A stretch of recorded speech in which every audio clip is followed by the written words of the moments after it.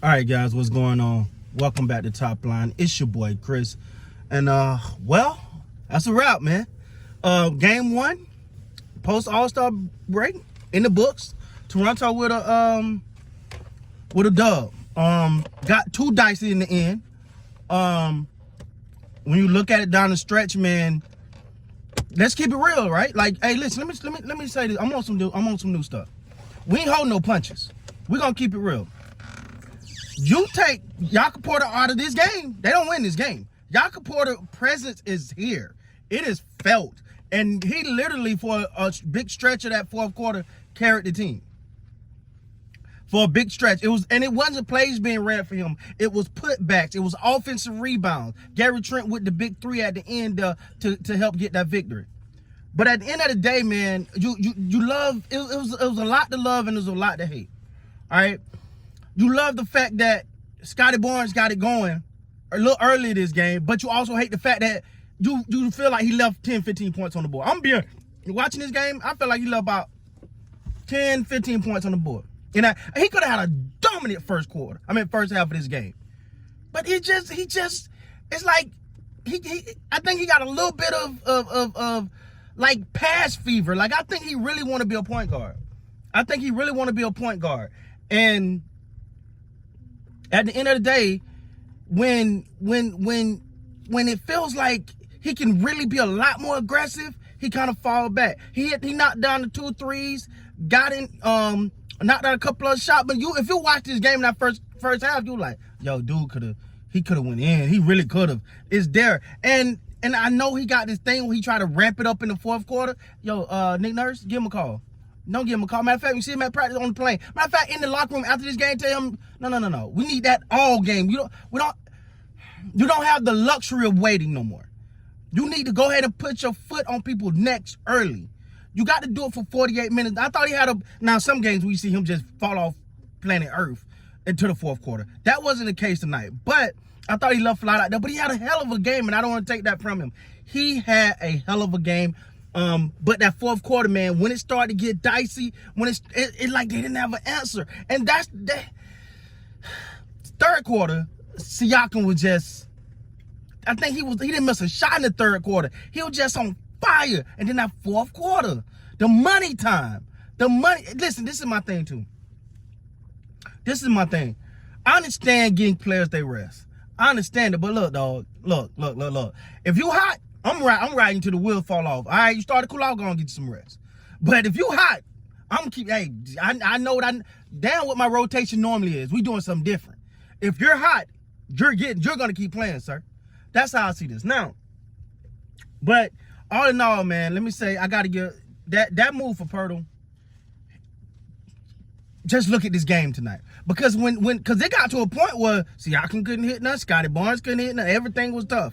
And it was the offensive rebounds, the putbacks by Poetl, the defensive play by Poetl. It was just a lot, man, that you was like, yo, he's carrying him. He literally like, come on, get on, hop, come on, right here, hop up. Come on, get on my back. I'm gonna carry us until we can bring this on. And then Siakam with a nice pass to Gary Trent Jr. And I thought he missed Gary Trent Jr. a couple times. I thought there was a couple times where he could have got Gary Trent Jr. a little bit more. And he just didn't.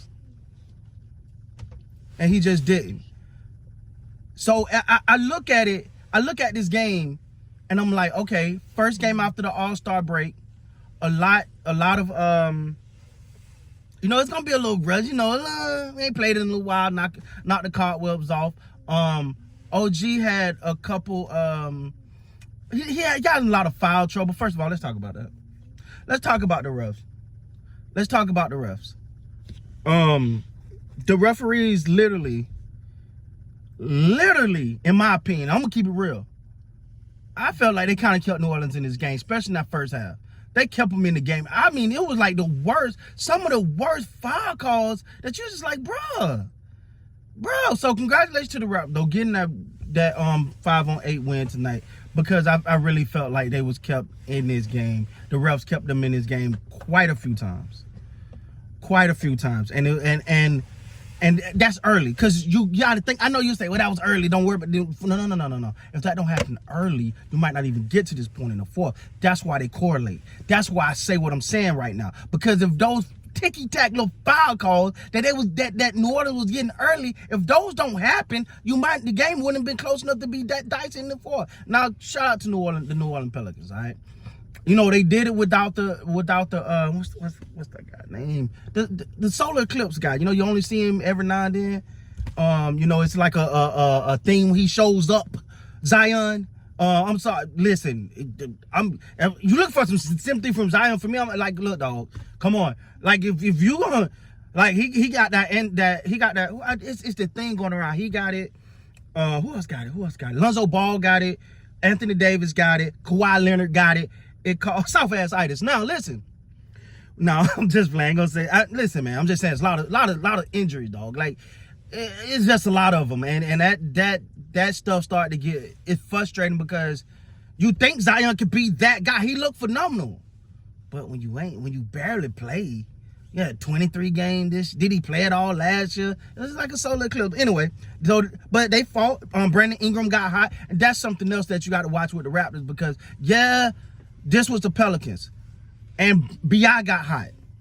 Now, B.I. is a beast, don't get me wrong, but you got to think long term. You got to think future-wise. You got to think when they go up against those big boys. You know, let's say the Celtics. They throw the Celtics out there or something, because those guys can get hot on two ends. You have to be able to combat that. You have to be able to combat that. And tonight it was just Poetl, and it was just literally putbacks, rebounds, just effort plays. Now they are starting to run that pick and roll a lot often. They're starting to run that. They're starting to run that pick and roll with Poetl, and I think they're going to get better. And that's another thing too. That's something else I want to watch after the All-Star break. After the All-Star break, I wanted to literally see how they going to really integrate Poetl. Like, are they going to start doing little things, you know, like I see the pick and roll action now. I want to see a little bit more lobs to the rim for him. You got to keep him engaged. And this is another thing. When you got Poetl, you got a legitimate backup, attack the rim. Go in there. Too early in this game, they were selling for jump shots and three-pointers. I'm like, you got a big man. You got to clean up. You got to clean up. Go to the hole. Do it. Try to dunk on him. Do something. You know, try just use him. You got him there. Use him. All right, but anyway, man, it wasn't a bad game. It got a little too dicey at the end there, but all in all, man, first game after the All-Star break. You wanted to see how they were gonna integrate, and could they get off the win, get a win. That's all that mattered. They got the dub, they got it done. And need to say, Poetl definitely showed his value tonight, man. So congratulations to Raptors, 1 down.